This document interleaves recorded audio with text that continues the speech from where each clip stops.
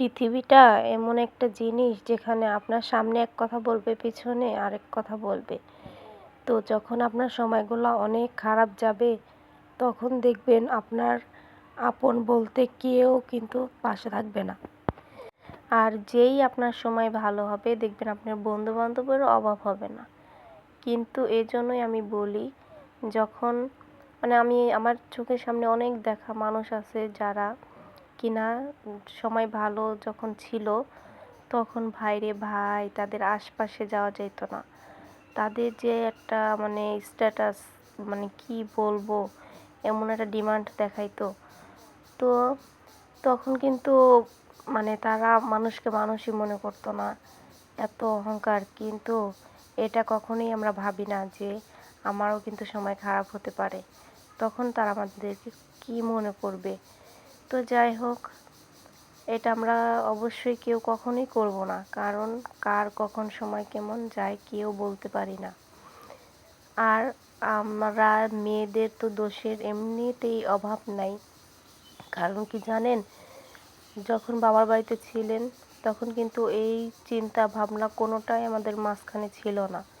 কিন্তু যেই একটা বিয়ে হয়ে একটা সংসারে আসি, তখন কিন্তু কিভাবে আত্মীয় স্বজনের মন জোগাবো, কিভাবে স্বামীর মন জোগাবো, কিভাবে শ্বশুর শাশুড়ির মন জোগাবো, কিভাবে ফ্যামিলির সবাইকে ভালোবাসবো, সেটা চিন্তা করি। কিন্তু পান থেকে চুন কষলেই কিন্তু আমাদের উপরে অনেক বড় একটা প্রেশার চলে আসে। তো হয়তো সব ফ্যামিলিতে এরকমটা হয় না, কিন্তু বেশিরভাগ ফ্যামিলিতেই কিন্তু এমনটা হয়। অনেকেই দেখবেন বলবে কি জানেন, চাঁদ আমি বলে যেটা গ্রামের ভাষায়, যে আমার মেয়ে এটা করতেই পারে না, আমার মেয়ে এটা করে নাই, এইটা সেইটা। কিন্তু দেখবেন তারা আর বেশি করে। আর যে নিজের দোষগুলা ধরে না, নিজের দোষগুলা নিজে চিন্তা করে, তাদের কিন্তু কখনোই এরকমটা হয় না। কিন্তু কিছু কিছু মানুষ আছে দেখবেন যারা পরের দোষ ধরতে অনেক পছন্দ করে, ভালোবাসে। তারা কী করলো না করলো সেটা দেখার বিষয় না। তো যাই হোক, আর স্বামী যদি একটু বোর দিকে, একটু ভালোর দিকে তাকায়, সেটাও অনেকের সহ্য হবে না। তো যাই হোক, দিক দিয়ে যে সন্ধ্যাবেলা একা একা ইফতার করি, তো অল্প খাবার। এখানে এটা হচ্ছে আমার মামি শাশুড়ি দিছে, এটা আমার শাশুড়ি, আবার আমার যে ননদরা যে ছিল তারা দিছে। যে আব্দুল্লাহ বাবা, এই যে আম্মু, মাশাআল্লাহ। কে খাবে, কে খাবে বাবা? দুষ্টামি করতেছিল।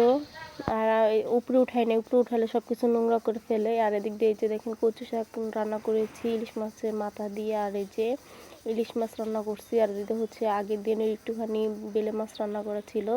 তো সবাই সুস্থ থাকবেন, ভালো থাকবেন। আসসালামু আলাইকুম।